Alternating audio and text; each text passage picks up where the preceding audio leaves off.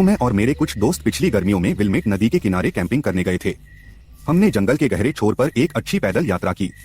हमने रात में मछली पकड़ने का काम किया, संगीत सुना और शराब पी, जिससे सब कुछ मजेदार हो गया।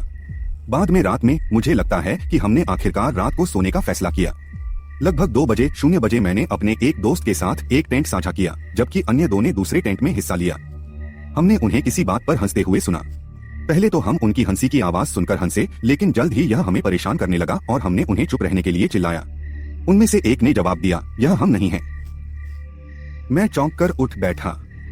मुझे एहसास हुआ कि यह सिर्फ एक व्यक्ति के हंसने की आवाज थी और यह मेरे किसी दोस्त की नहीं थी। नशे की हालत में भी मुझे एहसास हुआ कि इतनी देर रात को जंगल में किसी का होना कितना अजीब था। धीरे धीरे हंसी की आवाज हमारे कैंप आउट के नजदीक और तेज होती गई। मेरा दोस्त अचानक मेरे पास आया और मेरे चेहरे पर चिंता भरी नजर से देखने लगा।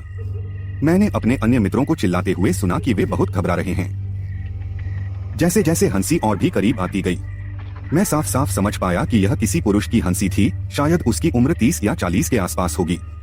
ऐसा लग रहा था कि वह भी हमारे जैसे नशे में था और दोस्तों के साथ मस्ती कर रहा था, लेकिन हमने सिर्फ उसकी हंसी सुनी, किसी और की नहीं। उसकी हंसी में भी कुछ अजीब सा खौफ था, जैसे उसमें कुछ कमी थी। मेरा मतलब समझने के लिए आपको वहां मौजूद होना होगा। अब हंसी हमारे कैंपसाइट के किनारे पर थी, लेकिन हमें कोई भी पदचाप सुनाई नहीं दे रही थी। अब यह कोई बड़ी बात नहीं लग सकती। बिना शोर मचाए वहां से गुजरना असंभव था। और आखिरकार अचानक हंसी पूरी तरह से बंद हो गई। हमें कोई अंदाजा नहीं था कि वह कहां खड़ा था, क्योंकि उसने एक भी कदम की आवाज नहीं की थी।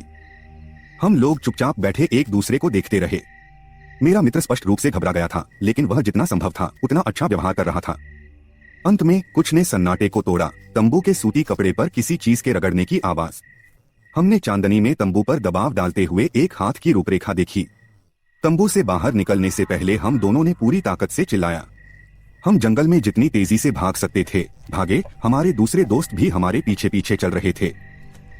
करीब 5 मिनट तक भागने के बाद हमें किसी तरह अपनी कार मिल गई। गाड़ी चलाने से पहले इतना दौड़ने से मुझे उल्टी आ गई थी। मैं शराब पीकर गाड़ी चलाने की निंदा नहीं करता, लेकिन फिर भी मेरा मानना है कि हम इसी स्थिति में थे। अब तक मेरे जीवन का सबसे भयावह अनुभव। पता नहीं कौन था या क्या था या वे क्या चाहते थे।